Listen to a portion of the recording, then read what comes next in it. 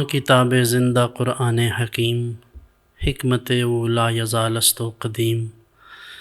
قرآن کریم میں اللہ رب العالمین ارشاد فرماتا ہے، افلا یتدبرون القرآن ام علی قلوب اقفالها۔ لوگوں کو کیا ہوا ہے کہ وہ قرآن میں تدبر نہیں کرتے، کہیں ان کے دلوں پر تالے تو نہیں لگ گئے ہوئے۔ رسول اکرم صلی اللہ علیہ وآلہ وسلم نے ارشاد فرمایا، الماہر بالقرآن مع السفرۃ الکرام البررہ۔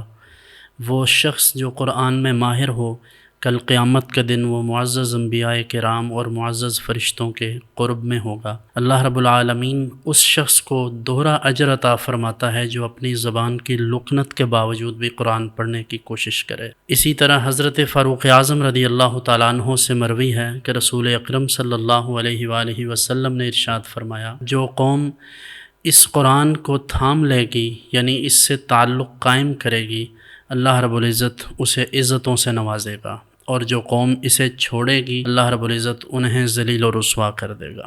آج پوری دنیا پر جو حالت مسلمانوں کی ہے، اس بات کا بخوبی اندازہ لگایا جا سکتا ہے کہ ہم قرآن کریم سے کتنے دور ہیں۔ ہم صرف واقعات، قصے، کہانیاں، اور وہ بھی من گھڑت قسم کے، ان پر یقین کر لیتے ہیں، مگر یہ قرآن کریم جو کتاب ہدایت ہے، جو اس دنیا کی بھی اور آخرت کی بھی کامیابی کی ضمانت ہے، جو دستور حیات ہے، جو تمام امراض کی شفا ہے، جو تمام مسائل کا حل ہے، اس قرآن کریم کی طرف توجہ نہیں کرتے۔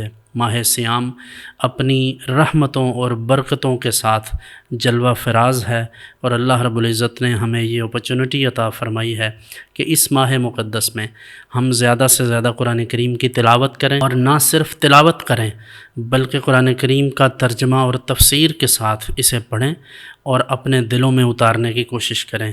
جب تک قرآن کریم کو پڑھ کر اس کو سمجھا نہیں جائے گا، اس وقت تک عمل کی کوئی صورت پیدا نہیں ہو سکتی۔ اللہ رب العزت ہمیں قرآن کریم کو پڑھنے، سمجھنے، پھر اس پر عمل کرنے کی توفیق عطا فرمائے۔